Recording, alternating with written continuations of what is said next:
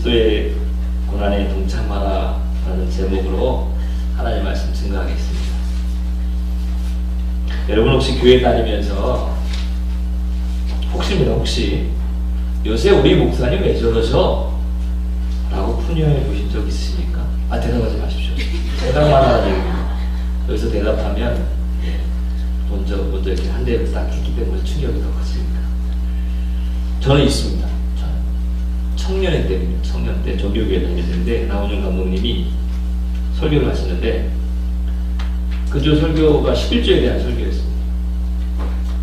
충청도 느릿느릿한 설교로 말라기 3장을 아주 그냥 자근자근 씹어주시는데 아이고 싶었습니다. 뭐 나름 깨달음도 있었고 은혜도 있었습니다. 그래서 내가 11조를 작정하면 되겠구나. 이거는 정말 하나님이 내게 주시는 계시면 아무튼 뭐 은혜를 받고 아멘 했던 적이 있습니다. 근데 그 다음 주일날 목사님 설교하시는데 본문은 다른데 건축헌금 얘기부터 하루 종일 하시는 거예요. 그때가 막 언제였냐면 다른 교회들이 소위 말하는 강북에 있던 유명하다는 교회들이 강남으로 막 강북하던 때였습니다. 수지에 땅을 사고 막 그러던 때였거든요. 건축을 해야 된다. 그러려면 성도님들 집 고치는 생각하고 말이지 하나님의 전인데 다윗 이야기, 솔로몬 이야기 막 학계에서 막 그때는 학계가 그렇게 성전 건축에서 그림을 처음 알았습니다.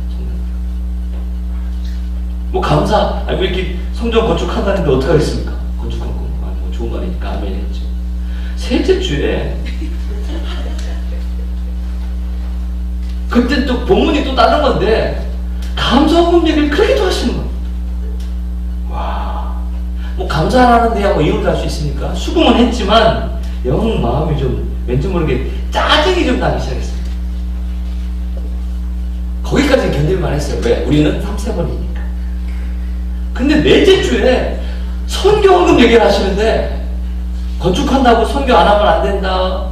11조 한다고 선교 안 하면 안 된다.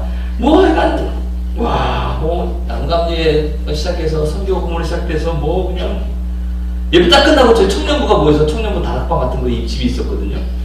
예전 목사님 사택 같은 데 올라가서 요새 우리 목사님 왜 이러시냐 라며 불만을 거의 동시에 터뜨린 적이 있었습니다. 필요하니까 설교하셨겠지만 젊은 저로서는 받아들이기 어려웠습니다. 그때 함께 나눴던 얘기 중에 잊지 못하는 게 한꺼번에 한 주에 그냥 11조 선교헌금, 감사헌금, 건축헌금 한꺼번에 딱 해야지. 이빨 뽑을 때도 이렇게 뽑습니다. 살살살살 뽑으면 더 아프잖아. 확 뽑아버려야지. 뭐 그런 얘기를 했던 기억이 납니다. 오늘 제가 그 푸념을 여러분이 하실지도 모르겠다는 생각이 들어서 요 몇 주간 계속 같은 주제로 설교하고 있습니다. 사순절이기 때문만은 아닙니다. 오늘도 변함없이 고난, 사순절, 십자가 이런 설교를 좀 해야 될 것 같습니다. 고민과 기도와 경험과 기준이 저로 하여금 설교의 본문을 택하고 내용을 정하는 것에 있습니다. 가끔 토요일날 왔다 갔다 하시면 우리 원로 목사님께서 설교 준비 다 하셨죠? 라고 물어보십니다. 뜨끔하죠. 올라오기 전까지 고민스럽거든요, 사실. 그래서 간혹 한 달씩 좀 바꿔봤으면 좋겠다. 예를 들면 제가 1번 권사님을 하는 거예요, 한 달. 그리고 1번 권사님이 한 달 담임 목사를 하는 거죠. 빨리 신학을 해서 안수를 좀 먼저 받으시다. 그럼 서로 좀 되지 않을까. 아무튼. 그래서 오늘 결론은 고난에 대한 이야기 좀 하려고 합니다. 단단히 각오하셔야 될 겁니다. 여러분 뉴스 보셨습니까? 벌써 지난달이죠? 며칠 전에 지난달 인터넷 뉴스에서 봤는데 직업에 대한 만족도 1위가 판사랍니다. 뭐 그건 뭐 이해가 되죠? 그렇죠? 뭐 왜 그런지 대충 알 것 같습니다. 생각이 좀 다를 수는 있으나 2위는 도선사는 여러분이 알고 계시겠지만 배의 입출항을 인도하는 사람입니다. 연봉이 상당히 높다고 들었습니다. 찾아보니까 한 1억 원쯤 된답니다. 그리고 놀랍게도 3위가 목사. 누구한테 물어본 거예요 도대체?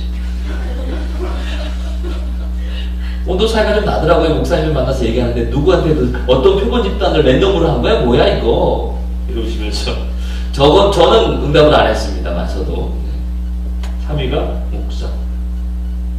알다시피 목사직은 판사님이나 뭐 도선사처럼 연봉이 높은 것도 아니고, 네. 그렇다고 뭐 요즘 사회로 치면 인정은커녕 꼬다만 보릿자루 같은 때가 더 많고, 네. 환영도 못 받고요. 네. 연말에 제일 제가 좀 불편한 부분이 그런 거거든요. 동창회 때 안 불러요. 불편하니까. 기타 등등. 그 동창들도 집사원사 있거든요. 자기들이 밀리거든, 목사가 오면. 안 불러요.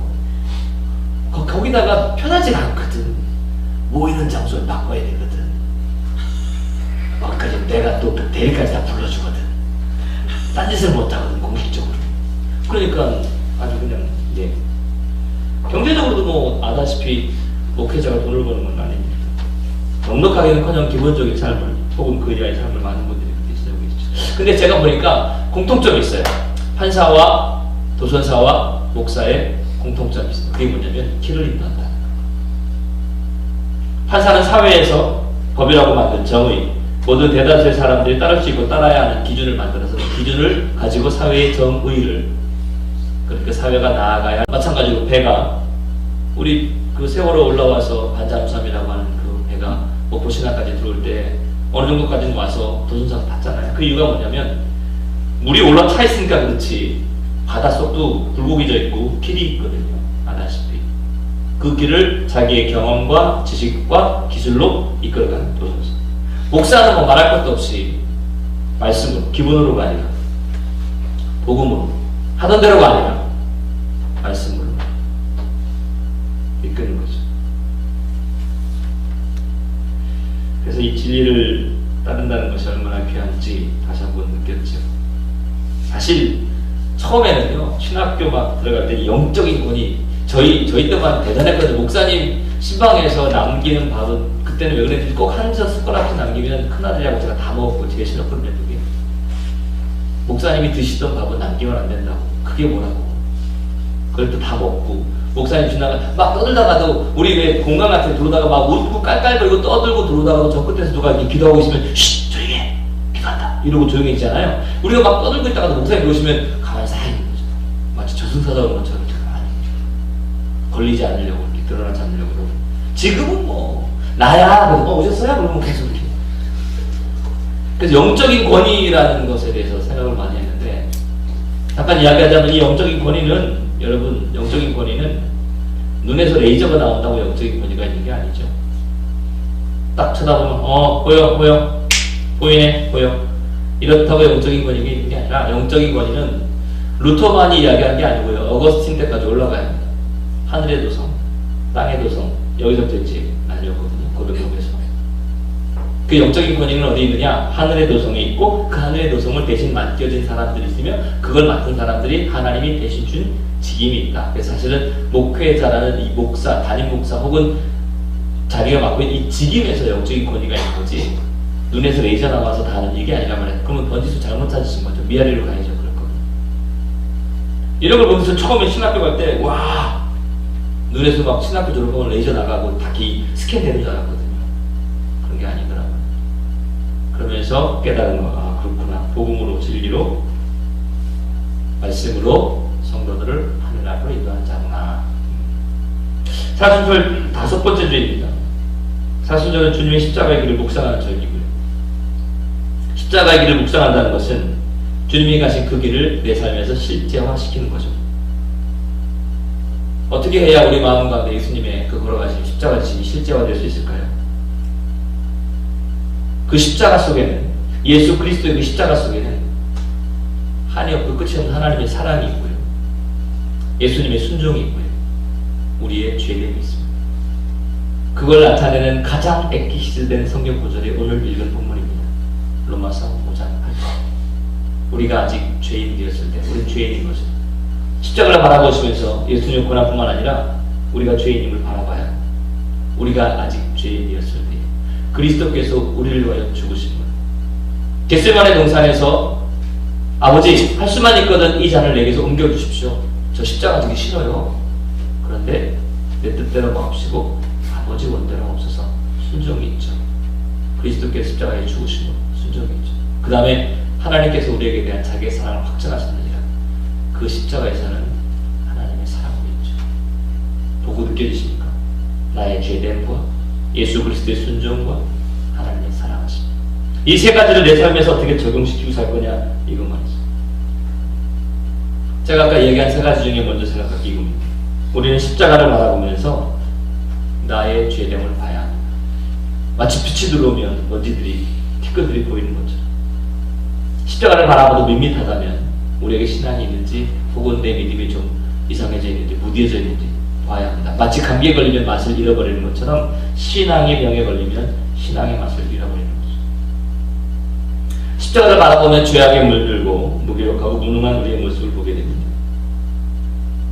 우리는 고작 내가 죄인입니다라고 고백할 수밖에 없는 존재이지만 이 죄인을 십자가 볼 때 봐야 된다는 거죠. 어떤 이들은 그리스도의 고난을 묵상한다고 하면서 예수 그리스도를 십자가에 매어 달린 유대인을 막 분노로 터뜨립니다. 또 어떤 이들은 그리스도의 고난을 묵상한다고 하면서 제자이면서 어떻게 부인할 수 있느냐, 내가 예수님을 한 번만 만났어도 나는 절대로 부인하지 않을 거다라며 가로준자를 걸고 넘어지는 이도 있습니다. 근데 이런 건 올바른 십자가 묵상이 아닙니다. 가론 유다나 유대인에 대한 묵상이 될 수는 있으나 그리스도의 고난에 대한 온전한 묵상은 안 된다는 겁니다. 잘 들어보십시오. 이사야 53장 8절입니다. 그가 산자의 땅에서 끊어짐은 마땅히 형벌받을 내 백성의 허물 때문이라. 내 백성의 허물 때문이라.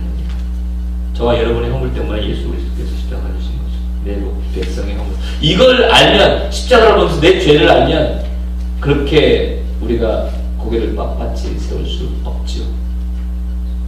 또한 우리의 죄인됨을 보는 것만 아니라 십자가를 바라보며 예수 그리스도의 순종하심도 보아야 합니다. 예수님의 순종하심이 가슴에 들어오죠.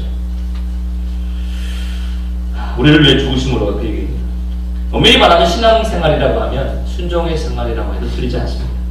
우리가 알다시피 사무엘상 15장 22절에 사무엘이 뭐라고 말하냐면 여호와께서 번제와 다른 제사를 그의 목소리를 청종하는 것을 좋아하신 같이 좋아하시겠나이까? 라고 하면서 순종이 제사보다 낫고 듣는 것이 순장의 기름보다 나으니. 신앙생활은 순종하는 겁니다. 말씀에 순종하는 것. 로마서 5장 19절에도 한 사람이 순종하지 아니함으로 많은 사람이 죄인 되는 것 같이 한 사람이 순종함으로 많은 사람이 의인이 되느니라. 아멘이시죠? 아멘. 예수님이 하나님에 대해 순종하심으로 우리에게 살 길이 열렸다는 거죠. 이걸 어려운 걸로 교리라고 하지만 우리는 믿음이라고 얘기합니다. 히브리서 5장 8절 이하에도 그가 아들이시면서도 받으신 고난으로 순종함을 배워. 결국 우리에게 있는 고난 혹은 우리에게 있는 어려움, 예수 그리스도의 순종을 배우라는 거죠. 우리 이화의 가족 여러분, 십자가를 바라보며 여러분의 죄됨도 그리스도의 죽으심, 순종하심도 보고 계십니까? 결국은 이 모든 게 다 하나님의 사랑이죠.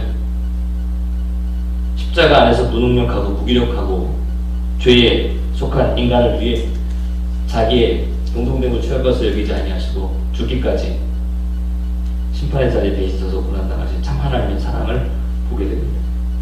로마서 4장 25절에 우리는 우리가 범죄한 것 때문에 내어줌이 되고 또한 우리를 의롭다 하시기 위하여 살아나셨느니라.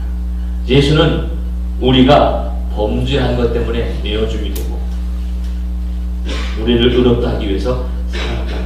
그러니까 예수 그리스도의 죽으심과 부활하심, 십자가와 부활이 기독교의 코어인데 핵심인데 이 이유가 뭐냐? 우리 때문이라는 거죠. 하나님의 사랑 때문이라는 거죠.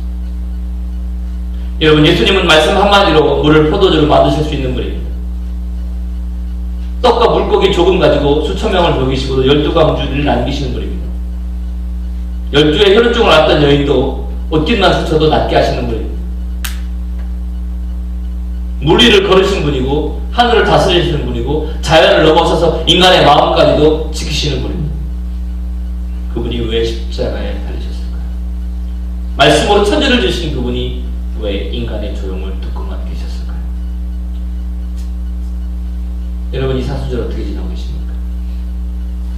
입술로는 이야기하는데 삶으로는 잘 안 나타나십니까? 아이, 내가 목사님도 아닌데 뭐 이 정도면 됐지 라고 생각하십니까? 하나님은 우리에게 모두가 다 목사가 되라고 하진 않았습니다. 그러나 목사조차도 이렇게 살아라라고 한 삶의 기준을 분명히 주셨습니다.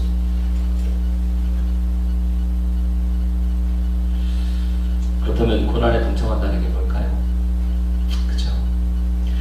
제 얘기 조금 더 할까요? 2008년도부터 인덕대학교라는 곳에 강의를 시작했습니다.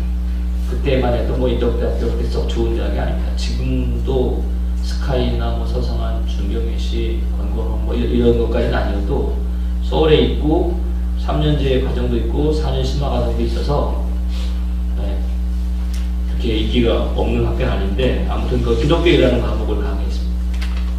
여러분이 혹시 아시는지 모르겠는데 미션스쿨이라 하지만 대학교에서의 채플은 한 600명이 한번 예배드리거든요. 600명이 예배드리는데 앞에 한 5, 60명만 쳐다보죠. 걔네도 차마 앞에 앉았다는 이유 하나만으로 다음부터 일찍 와야죠. 그래서 아이들이 앉는데 자리가 따로 있는 게 아니라 이제 출석표를 내는데 뒤부터 자죠. 기가 막히죠. 앞에 한 10분 전에 앉아있으면 애들이 5분 전에 달려드는데 벌떼와 같이 달려드는데 순식간에 600명이 한 번에 쫙 치워줘. 근데 어디부터 하느냐? 뒤부터 쫙 앉겨. 점점 썰물 밀물 밀려주고 애들이 딱 치워줘. 뒤부터 앉는 능력이 거기도 있더라고요. 그래서 채플도 드리고 강의를 합니다. 뭐 저 2시간짜리 그러니까 벌써 10년 됐네요. 와우, 벌써 10년 됐습니다. 힘듭니다. 적어도 여러분은 목사 대우라도 해주시는데 걔네들은 목사 대우도 안 해줍니다. 대놓고 그러니까 전 목사님이 싫어요. 진짜 어떤 친구는 전 목사를 죽여버리고 싶어요 라는 친구도 있었습니다. 그래서 한마디 했죠. 가까워지 마. 난 아직 할 일이 많이 남았다. 아니 사연이 있어요. 교회 옆에 사는데 밤이 오고 낮이고 두드려대고 시끄러워서 잠을 못 잔다고. 아니면 부모님이 뭐 교회 다니는 사람한테 사기를 당했거나 뭐 그런 거 600명 놓고 설교할 때와 다르게 40명 놓고 수업을 할 때는 이런저런 이야기를 해나가는데도 그럼에도 불구하고 아이들을 일단 관심을 끌게 하고 그들에게 기독교를 이해시키는 거예요. 기독교인을 만드는 게 목적이 아니라 안티가 안 되도록 이해를 시키고 오해하는 거는. 그리고 혹시 교회 다니는 거 있는 친구들은 바른 기준으로 신앙생활을 할 때 이게 이제 하는 거 어렵습니다. 오전에 뭐 예전에는 오전에 10시에서 12시까지 하고 오후에 1시부터 3시까지 수업하고 나면 진이 빠질 정도로 이렇게 쭉 진이 빠지는 아주 힘든 어려워요. 그러다가 10년 가까이 이렇게 해왔는데 올해 웬일인지 우연인지 어떤지 감시해서 강의하게 됐습니다. 소그룹이라는 과목을 10명짜리 2클래스를 75분짜리 2 강의를 하는데 달라요. 제가 강의하는 내용은 한 70% 비슷하거든요. 근데 아이들이 달라요. 이건 너무너무 편해. 제가 가기 전에 앞자리로 갔습니다. 10명이나 해봤는데 동그랗게 앉는 거니까. 그리고는 얘네가 눈치가 좋아서 그런지 커피도 사가지고 오고요. 진짜 네. 그리고 교수님 안녕하세요. 인사하는 게 달라요. 인사하면 네? 뭐? 안녕하세요. 이러고 간단 말이에요. 근데 감신 애들은 안녕하세요. 교수님. 선생님. 그래. 10년 동안 느껴보지 못하는 내가 그 기분을. 수업도 얼마나 잘 듣는지 숙제를 해도 기가 막히게 해오고요. 대화가 되고요. 말이 통하고요. 할렐루야! 이럴 때도 있구나 내가. 빛을 봤다. 주님께서 내가 10년 동안 그 고생하는 걸 아시고 내게 드디어 길을 여시는구나. 오가는 거 멀었어. 사실 힘들었지. 그만할 때도 됐어. 그래. 감심만 해야지. 라고 하는 생각을 몇 주 전에 했었죠. 그런데 그리스도의 고난에 동참하라. 사순절이다. 십자가를 어떻게 지고 사십니까? 설교하기 시작하면서 제 자신을 봤습니다. 무엇이 더 귀하냐, 무엇이 더 나쁘냐 이 얘기하려는 거 아닙니다. 여러분 입장에서 하면 제가 서있는 자리에서 어느 게 십자가에 동참하는 걸까요? 남의 얘기라고 쉽게 얘기해서는 안 됩니다. 회개하고 더 열심히 인덕에 가서 강의하고 있습니다.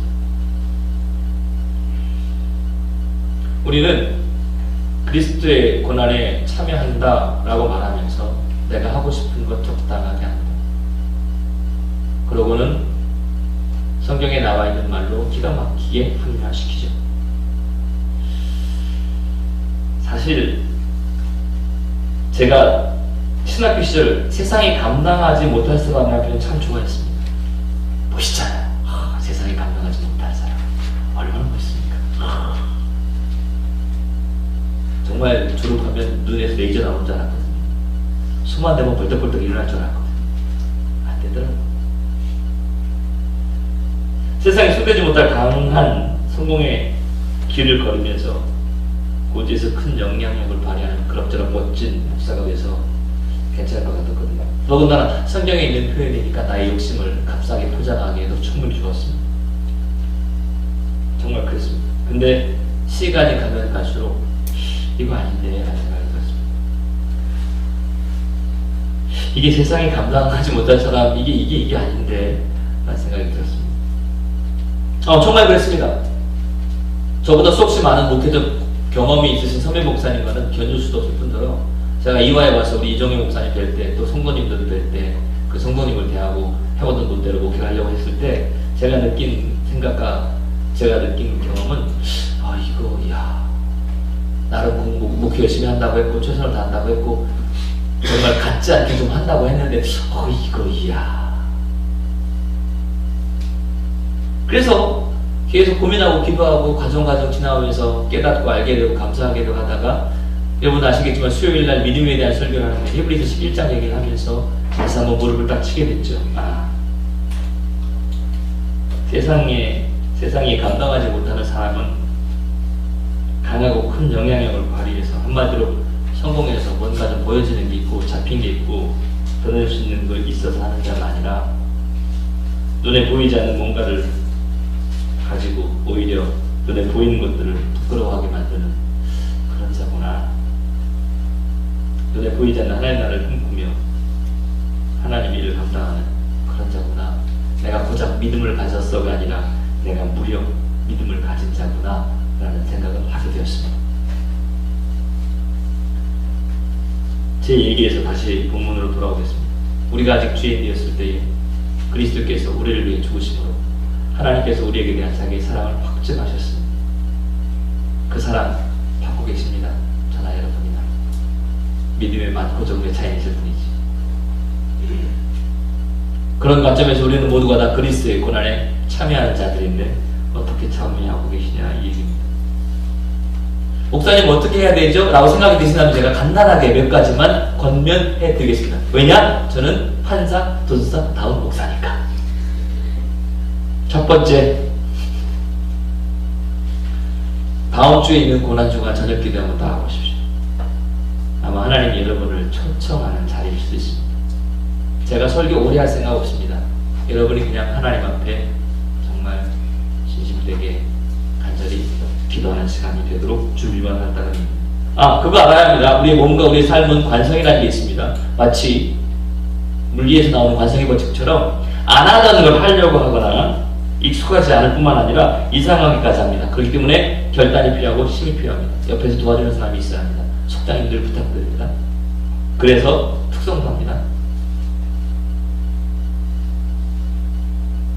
사실 여러분 하나님을 향한 가장 큰 적은 원수가 아닙니다. 그거 아세요? 원수가 아니라 하나님이 우리에게 주신 선물입니다. 우리는 직장만 잡게 해주시면, 이 문제만 해결하게 해주시면, 내가 대학만 가면, 내가 무엇만 되면 주여 말씀만 하시옵소서, 제가 5분 되게 됩니다 라고 기도했을지는 모르오나 정작 살아보면 직장이 잡히면 그 직장 때문에 하나님을 멀리하게 되는 경우가 종종 있습니다. 그 문제가 해결되면 그 문제만 해결되면 내가 온전히 주님에게 집중하려고 했는데 그 문제가 해결됐더니 웬걸 그 문제가 해결됨으로 말미암아 벌어진 일 때문에 주님과 더 멀어지게 됩니다. 그래서 우리에게 가장 큰 적은 하나님의 원수가 아니라 하나님의 선물이 될 수 있다는 걸 기억해야 합니다.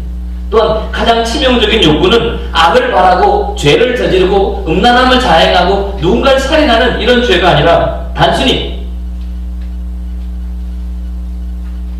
하나님이 싫어할 것 같은 그런 죄의 욕구가 아니라 땅의 단순한 즐거움을 바라는 욕구임을 고백합니다. 이 후자가 우리의 욕구가 되면요, 기가 막히게 우리는 합리화를 시켜서 우상을 숭배하는 것처럼 내 안에 갚아가기가 어렵고 넘어서기도 어려운 우상이 되기도 하죠. 저는 이번 사순절의 때에 여러분의 일상 속에 하나님으로부터 오지 않는 분주함과 하나님에게로 향하지 않는 생각의 쓰레기들을 다 버리게 되는 기회가 되길 바랍니다. 두 번째 권면합니다. 이번 사순절을 통해 전통에 따라 좀 절제하십시오. 아끼십시오. 미리미리 준비하셔서 하나님 앞에 시간도 드리고 정성도 드리고 헌물도 드리고 헌금도 해주시길 바랍니다. 우리는 늘 부활주일 되면 좀 더 수고합니다. 청소도 하고요. 우리 김우미 권사님 매일은 아시죠? 수고하셔야 될 겁니다. 격려 대단할 겁니다. 야! 끝난다. 그런 격려 받으시지 않으려면 정말 침을 다하셔. 죄송합니다, 권사님. 한 번은 우리 권사님께서 목사님 왜 저한테만 그러세요? 일본 권사님이 장로님이 안 계셔가지고 장로님 계시면 제가 장로님한테 여러분 이번 사순절 지나며 좀 절제라는 걸 한번 해보세요. 시간도 그렇고 헌물도 그렇고 헌금도 그렇고 우리 이화교회는 공교롭게도 창립이 4월 27일이어서 부활절 언저리에 있어서 수고를 훨씬 더 많이 합니다. 뿐만 아니라 우리는 그럭저럭 헌금도 해왔습니다. 그러나 이번에는요 여러분 같은 헌신이라면 같은 섬김이라면 같은 헌금이라면 조금 더 마음을 실어서 조금 더 미리 준비해서 목사님 뭘 그렇게까지 사랑의 낭비를 하나님이 어찌 보실까를 생각하면 우리가 그걸 해야 될 충분한 이유는 있습니다. 여러분이 지금까지 받아오신 사랑 이종용 목사님께 받았던 원명희 사모님께 받았던 정말 이종용 목사님과 원명희 사모님께서 하신 목회적 그 20년 30년의 이야기 들어보면 이건 영웅담 정도가 아니라 기이합니다. 어떻게 저게 가능하시지? 그럼 성도들은 뭐 한 거야? 라는 생각이 들었으나 역시 대단하시구나. 사랑의 수고 때문에 우리 이화교회가 여지껏 이렇게 올 수 있었지 않았나 싶은 생각을 감히 합니다. 저도 그 사랑의 수고를 하려고 애를 쓰고 있는 중입니다. 양이 안 차더라도 조금 더 기다려주세요. 그 낭비가 아니라 하나님께서 기뻐하시는 시간, 정성, 물질 될 줄로 믿습니다. 그런 것들로 채워가는 사순절 되기를 주의로 축원합니다. 마지막 한 가지만 더 권면하고 마치죠. 여러분들의 가족 혹은 배신자들, 여러분이 생각했던 영혼들, 하나님께서 붙여주신 이들 위해서 기도하시고 예배의 자리로 함께 하시기 바랍니다. 예수님이 이 땅에 오신 이후 우리가 아무리 멋들어지게 얘기하고 학문적으로 얘기해봐야 딱 한 줄이면 끝납니다. 부족한 우리를 먼저 택하신 이유 딱 한 줄이면 끝납니다. 우리를 이화교회에 불러 모아주신 이유 설명 멋들어지게 안 해도 딱 한 줄이면 끝납니다. 무슨 말로 핑계할 수도 없고 무슨 말로 변명할 수도 없으며 무슨 말로도 답이 대신되는 게 없습니다. 딱 한 줄이면 끝납니다. 네 글자 영혼 구원. 목사님 해봤는데요. 할 수 없어요. 기도해 보십시오. 기도해 보지도 않고 된다 안 된다 이런 얘기 하지 맙시다. 부활주일에 영혼들을 혹은 가족들을 못 데려오는 게 문제가 아니라 무뎌져서 우리를 합리화시키는 것을 넘어 오히려 하나님의 마음에 관심조차 없어져 버린 우리의 마음이 문제인 겁니다. 하나님의 사람에게서 정말 소중한 게 영혼을 구원하는 거거든요. 여러분 그거 아시잖아요. 운전해 가다가 차를 타고 가다가 버스를 타고 가다가도 앰뷸런스가 119 차량이 삐어삐어하고 가면 다 비켜주지 않습니까? 이렇게 영혼을 구원하는 일이라면요 교회 프로그램이 비켜져야 합니다. 교회 모든 일의 순서가 달라져야 합니다. 이건 당연한 겁니다. 근데 이 당연한 걸 우리가 놓치고 있으면 안 됩니다. 찬송가를 정하다가 부끄러운 얘기지만 눈물을 와락 쏟았습니다. 지난주에 찬송가 311장에 그런 가사가 있습니다. 내 너를 위하여 몸보려 피 흘려 너 날 위해 무엇 주느냐. 와. 내 너를 위하여 몸보려 피 흘려 내 죄를 사하여 살기를 주었다. 그리고 다음 가사가 뭔지 아세요? 너 위에 몸을 주었만 날 무엇 주느냐. 너 위에 몸을 주었만 날 무엇 주느냐. 와. 신앙생활이요? 세상의 가치관에 익숙하던 내가 익숙한 가치관, 관점 내려놓고 예수 그리스도의 마음으로 살아가는 거 아니겠습니까? 목회 그렇게 해야 여러분이 행복하지 않을까요? 신앙생활 우리가 그렇게 해야 하나님이 기쁘지 않으실까요? 하나님이 세운 우리 교회, 하나님이 세우신 우리 학교, 하나님이 함께하게 하신 우리 이화 공동체, 그래야 이 다음에 내가 가는 이 길 끝에서 주님도 만나고 그 자리에서 주님께 하고 싶은 말, 아니 할 수 있는 말 있지 않을까요? 말씀과 씨름하시면서 이 물음 앞에 믿음으로 응답할 수 있는 저와 여러분 될 수 있기를 주의 이름으로 축원합니다. 아멘. 기도하겠습니다.